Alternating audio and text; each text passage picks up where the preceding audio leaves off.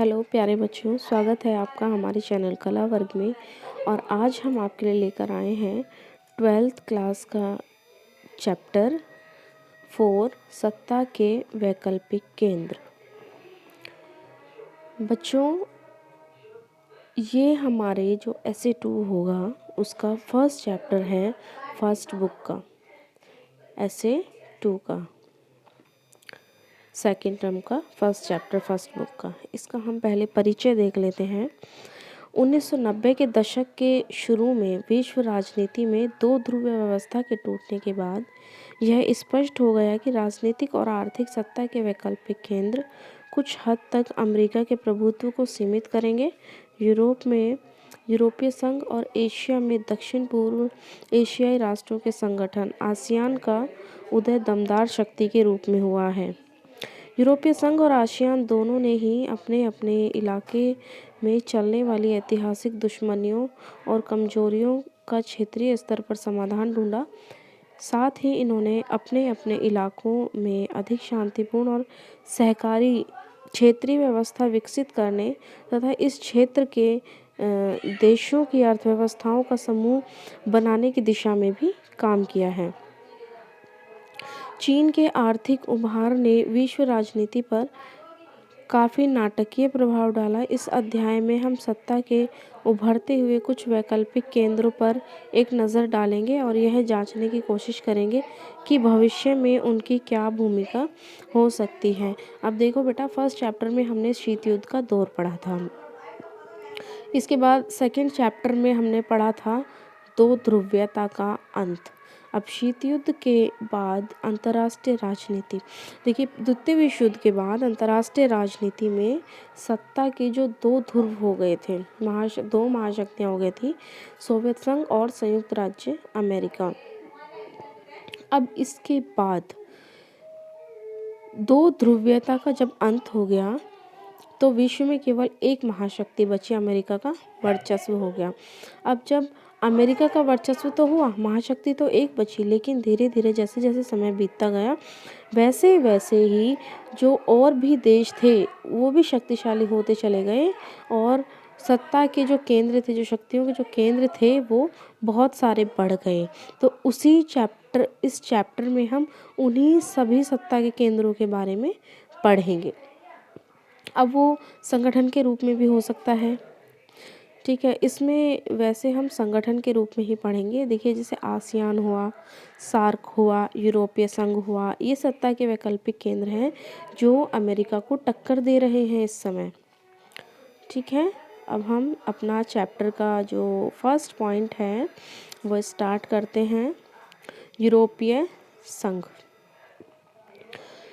ये 27 देशों का समूह है, ठीक है बेटा। जब दूसरा विश्व युद्ध समाप्त हुआ तब यूरोप के अनेक नेता यूरोप के सवालों को लेकर परेशान रहे। क्या यूरोप को अपनी पुरानी दुश्मनियों को फिर से शुरू करना चाहिए या अंतर्राष्ट्रीय संबंधों में सकारात्मक योगदान करने वाले सिद्धांतों और संस्थाओं के आधार पर उसे अपने संबंधों को नए सिरे से बनाना चाहिए।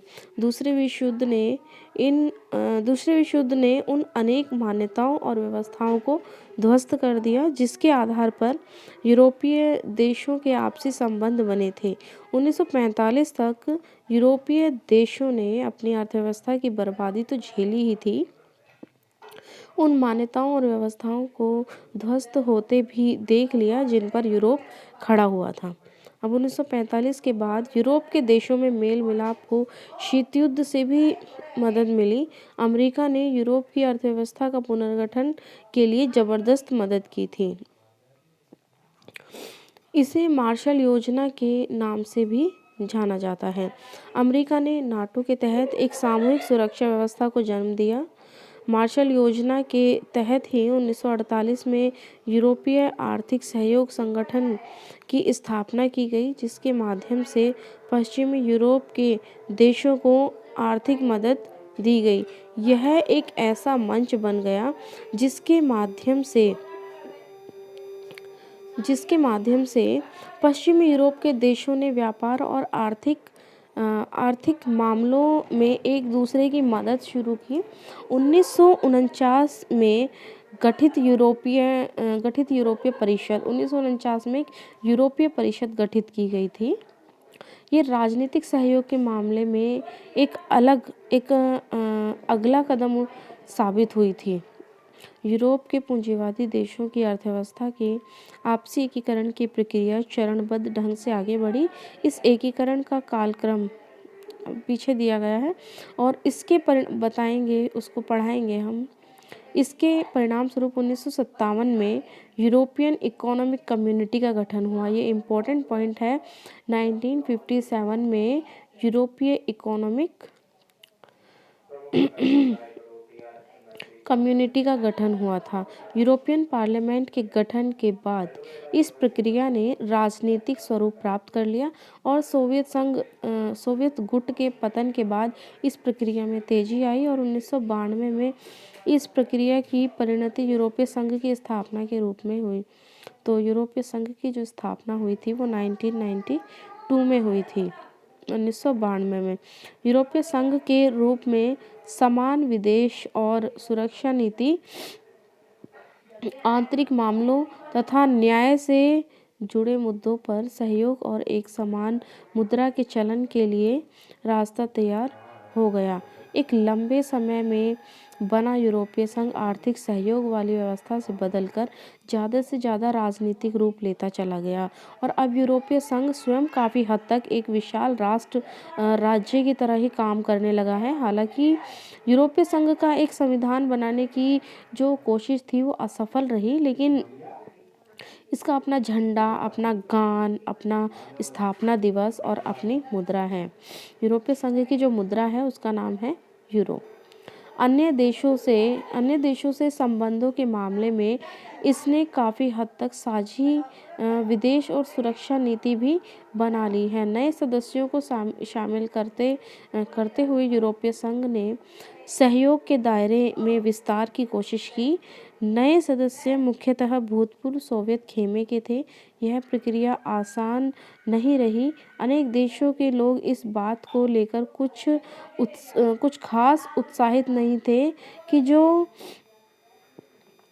ताकत उनके देश की सरकार को हासिल थी वह अब यूरोपीय संघ को दे दी गई है। यूरोपीय संघ के कुछ देशों को शामिल करने के सवाल पर भी असहमति है। यूरोपीय संघ का आर्थिक, राजनीतिक, कूटनीतिक तथा सैनिक प्रभाव बहुत ज़बरदस्त है और 2016 में यह दुनिया की दूसरी सबसे बड़ी अर्थव्यवस्था थी और इसका सकल घरेलू उत्पाद 17,000 अरब डॉलर से भी ज़्यादा था, जो अमेरिका के ही लगभग है। इसकी मुद्रा यूरो अमेरिकी डॉलर के प्रभुत्व के लिए अब खतरा बन गई है। यूरोपीय संघ की मुद्रा यूरो अमेरिका का जो डॉलर है उसके लिए खतरा बन गई है। विश्व व्यापार में इसकी हिस्सेदारी अमेरिका से 3 गुना ज़्यादा है। ये जो पॉइंट्स मैं अभी आपको बता रही हूँ कि एक तो जो यूरोपीय संघ की मुद्रा है यूरो, वो अमेरिका को टक्कर दे रही है, अमेरिकी डॉलर को टक्कर दे रही है। तो ये इम्पोर्टेंट पॉइंट्स हैं, इनको साथ साथ नोट करते चलिएगा। इसके बाद जो अगला पॉइंट है कि जो विश्व व्यापार में यूरोपीय संघ की हिस्सेदारी जो है वो अमेरिका से 3 गुना ज़्यादा है और इसी के चलते यह अमेरिका और चीन से व्यापारिक विवादों में पूरी धौंस के साथ बात करते हैं।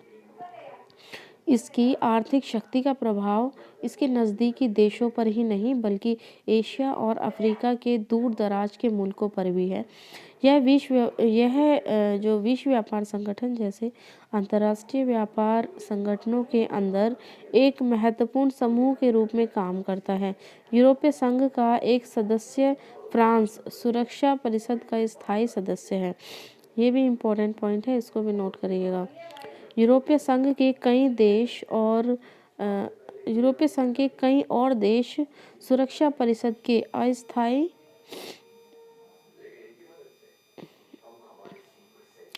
अस्थायी सदस्यों में शामिल है। इसके चलते यूरोपीय संघ अमेरिका समेत सभी मुल्कों की नीतियों को प्रभावित करता है। ईरान के परमाणु कार्यक्रम से संबंधित अमेरिकी नीतियों को हाल के दिनों में प्रभावित करना इसका एक उदाहरण है। चीन के साथ मानवाधिकारों के उल्लंघन और पर्यावरण विनाश के मामलों पर धमकी या सैनिक शक्ति का उपयोग करने की जगह कूटनीति, आर्थिक निवेश और बातचीत की इसकी नीति ज़्यादा प्रभावी साबित हुई है। सैनिक ताकत के हिसाब से यूरोपीय संघ के पास दुनिया की दूसरी सबसे बड़ी सेना है। मोस्ट इम्पोर्टेंट पॉइंट कि सैनिक ताकत के हिसाब से यूरोपीय संघ के पास दुनिया की सबसे बड़ी सेना है। इसका कुल रक्षा बजट अमेरिका के बाद सबसे अधिक है। यूरोपीय संघ के देश फ्रांस के पास परमाणु हथियार हैं। इम्पोर्टेंट पॉइंट्स हैं, नोट करिएगा। और अनुमान है कि इसके पास करीब 335 परमाणु हथियार हैं। अंतरिक्ष विज्ञान और संचार प्रौद्योगिकी के मामले में भी यूरोपीय संघ का दुनिया में दूसरा स्थान है। ये भी इम्पोर्टेंट है कि अंतरिक्ष, इसको नोट करना है बेटा। अंतरिक्ष विज्ञान और संचार प्रौद्योगिकी के मामले में भी यूरोपीय संघ का दुनिया में दूसरा स्थान है। अधिराष्ट्रीय संगठन के तौर पर यूरोपीय संघ आर्थिक, राजनीतिक और सामाजिक मामलों में दखल देने में सक्षम है, लेकिन अनेक मामलों में इसके सदस्य देशों की अपनी विदेश और सुरक्षा नीति है, जो कई बार एक दूसरे के खिलाफ भी होती है। यही कारण है कि इराक पर अमेरिकी हमले में ब्रिटेन के प्रधानमंत्री टोनी ब्लेयर तो उसके साथ थे, लेकिन जर्मनी और फ्रांस इस हमले के खिलाफ थे। यूरोपीय संघ के कई नए सदस्य देश भी अमेरिकी गठबंधन में थे। यूरोप के कुछ हिस्सों में यूरो को लागू करने के कार्यक्रम को लेकर काफ़ी नाराजगी है। यही कारण है कि ब्रिटेन की पूर्व प्रधानमंत्री मार्गरेट थैचर ने ब्रिटेन को यूरोपीय बाजार से अलग कर दिया। इसको भी नोट करना है कि ब्रिटेन की पूर्व प्रधानमंत्री मार्गरेट थैचर ने ब्रिटेन को यूरोपीय बाजार से अलग रखा। डेनमार्क और स्वीडन ने मास्ट्रिक्ट संधि और साझी यूरोपीय मुद्रा यूरो को मानने का प्रतिरोध किया। ये भी इम्पोर्टेंट पॉइंट है। इससे विदेश और सुरक्षा मामलों में काम करने की यूरोपीय संघ की क्षमता सीमित होती है। ये यूरोपीय संघ कंप्लीट हुआ हमारा। ये देखो, ये यूरोपीय संघ से रिलेटेड एक कार्टून दिया गया है। इसमें है कि 2003 में यूरोपीय संघ ने एक साझा संविधान बनाने की कोशिश की थी। यह कोशिश नाकामयाब रही। इसी को लक्ष्य करके यह कार्टून बना है। कार्टूनिस्ट ने यूरोपीय संघ को टाइटैनिक जहाज के रूप में दर्शाया है। तो ऐसा क्यों दर्शाया गया है, ये जानना चाहते हैं। इस चैप्टर को आप पहले रिवाइज करिएगा, उसके बाद इसका आंसर देने में सक्षम होंगे। चलिए मैं बताऊंगी इसका आंसर भी आपको। अब हम नेक्स्ट पॉइंट पर आते हैं। दक्षिण पूर्व एशियाई राष्ट्रों का संगठन आसियान। ये जो यूरोपीय संघ कराया है हमने, इस पे भी लॉन्ग क्वेश्चंस आ जाते हैं, लेकिन फ़िलहाल तो आपका क्योंकि कोविड की वजह से ऑब्जेक्टिव टाइप एग्ज़ाम आ रहा है, तो जो छोटे छोटे एक नंबर के क्वेश्चन बनेंगे, वो कई बार क्या होता है कि कैरेक्टरिस्टिक्स यूरोपीय संघ की है या नहीं है, या फिर कोई भी एक जो वर्ड वाला या नंबरिंग वाला क्वेश्चन होता है, इस टाइप का आ जाता है। तो इसलिए डिटेल पे पढ़ना बहुत ज़रूरी है। चलिए नेक्स्ट पे हम आते हैं। दक्षिण पूर्व एशियाई राष्ट्रों का संगठन आसियान।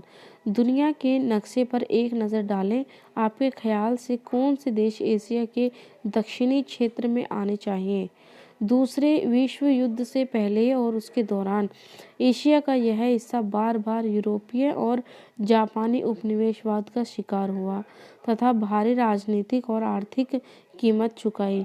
युद्ध समाप्त होने पर इसे राष्ट्र निर्माण, आर्थिक पिछड़ेपन और गरीबी जैसी समस्याओं का सामना करना पड़ा।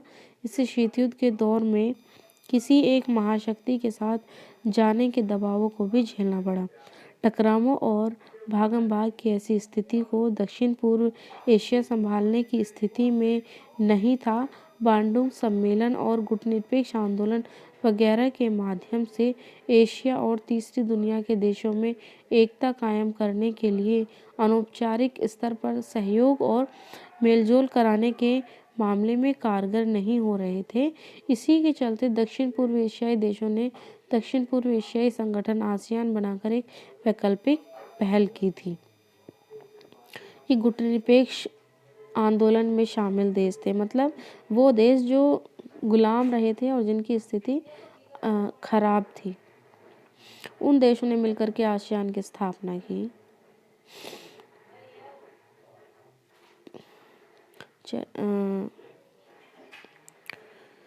1967 में इस क्षेत्र के 5 देशों ने बैंकॉक घोषणा पर हस्ताक्षर करके आसियान की स्थापना की। ये देश थे इंडोनेशिया, मलेशिया, फिलीपींस, सिंगापुर और थाईलैंड। आसियान का जो मुख्य उद्देश्य है वो आर्थिक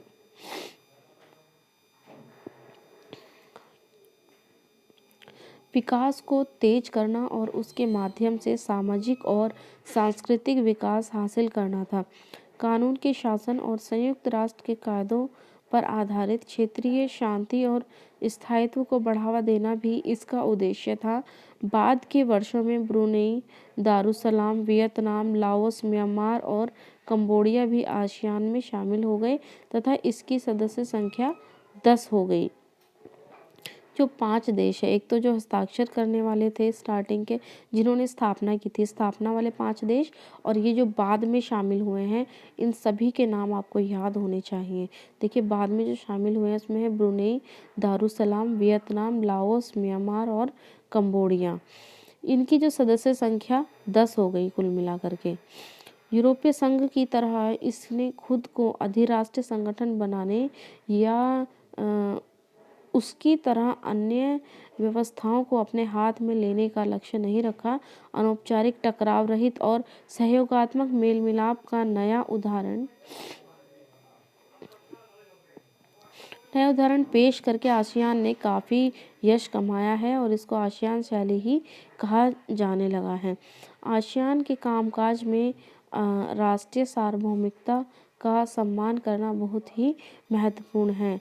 दुनिया में सबसे तेज़ रफ्तार से आर्थिक तरक्की करने वाले सदस्य देशों के समूह आसियान ने अब अपने जो उद्देश्यों को आर्थिक और सामाजिक दायरे से ज़्यादा व्यापक बनाया है। 2003 में आसियान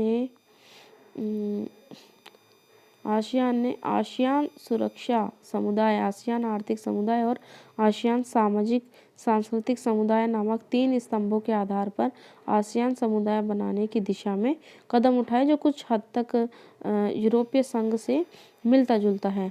आसियान सुरक्षा समुदाय क्षेत्रीय विवादों को सैनिक टकराव तक न ले जाने की सहमति पर आधारित है। 2003 तक आसियान के सदस्य देशों ने कई समझौते किए जिनके द्वारा हर सदस्य देश ने शांति, निष्पक्षता, सहयोग, हस्तक्षेप को बढ़ावा देने और राष्ट्रों के आपसी अंतर तथा संप्रभुता के अधिकारों का सम्मान करने पर अपनी वचनबद्धता जाहिर की। आसियान के देशों की सुरक्षा और विदेश नीतियों में तालमेल बनाने के लिए 1994 में आसियान क्षेत्रीय मंच की स्थापना की गई। बुनियादी रूप से आसियान एक आर्थिक संगठन था और वह ऐसा ही बना रहा। आसियान क्षेत्रों की कुल अर्थव्यवस्था अमेरिका, यूरोपीय संघ और जापान की तुलना में काफ़ी छोटी है और इसका विकास इन सबसे अधिक तेज़ी से हो रहा है। इसके चलते इस क्षेत्र में और इससे बाहर इसके प्रभाव में तेज़ी से वृद्धि हो रही है। आसियान आर्थिक समुदाय का उद्देश्य आसियान देशों का साझा बाजार और उत्पादन आधार तैयार करने तथा इस इलाके के सामाजिक और आर्थिक विकास में मदद करना है। यह संगठन इस क्षेत्र के देशों के आर्थिक विवादों को निपटाने के लिए बनी मौजूदा व्यवस्था को भी सुधारना चाहेगा। आसियान में निवेश, श्रम और सेवाओं के मामले में मुक्त व्यापार क्षेत्र FTA बनाने पर भी ध्यान दिया है। इस प्रस्ताव पर आसियान के साथ बातचीत करने की पहल अमेरिका और चीन ने भी कर दी है। आसियान तेजी से बढ़ता हुआ एक महत्वपूर्ण क्षेत्रीय संगठन है।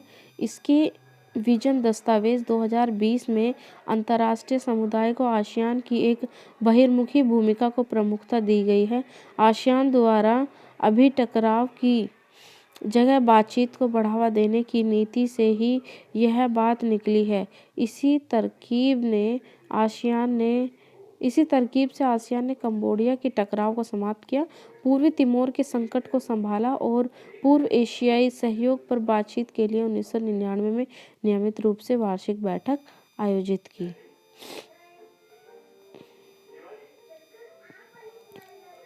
आसियान की मौजूदा आर्थिक स्थिति खास तौर से भारत और चीन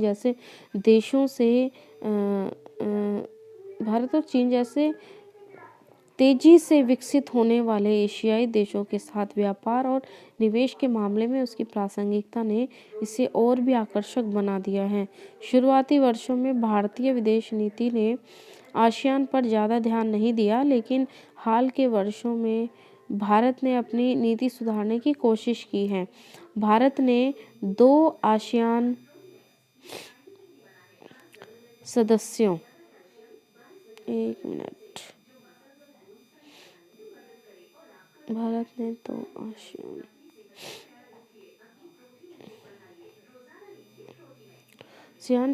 मलेशिया, सिंगापुर और थाईलैंड के साथ मुक्त व्यापार का समझौता किया है। 2010 में आसियान भारत मुक्त व्यापार क्षेत्र व्यवस्था लागू हुई। 2010 में आसियान भारत मुक्त व्यापार क्षेत्र व्यवस्था लागू हुई। आसियान की असली ताकत अपने सदस्य देशों, सहभागी सदस्यों और बाकी गैर क्षेत्रीय संगठनों के बीच निरंतर संवाद और परामर्श करने की नीति से है। यह एशिया का एकमात्र ऐसा क्षेत्रीय संगठन है जो एशियाई देशों और विश्व शक्तियों को राजनीतिक और सुरक्षा मामलों पर चर्चा के लिए राजनीतिक मंच उपलब्ध कराता है। आज की अपनी इस वीडियो में हमने 2 पॉइंट पढ़े, पहला यूरोपीय संघ और दूसरा आसियान। इन दोनों पॉइंट्स को मैंने आपको अच्छे से समझा दिया है। फिर भी अगर आपको कोई डाउट हो तो मुझे टेक्स्ट मैसेज करके भेजिएगा। मैं आपको आपके डाउट जो हैं वो क्लियर कर दूंगी। और हमारी इस वीडियो को लाइक, शेयर एंड सब्सक्राइब ज़रूर करिएगा बच्चों, ताकि हम आपके लिए और भी अच्छी वीडियोस लेकर के आते रहें। तो अपने इस चैनल कला वर्क को ज़्यादा से ज़्यादा लाइक, शेयर एंड सब्सक्राइब करिए। धन्यवाद बच्चों।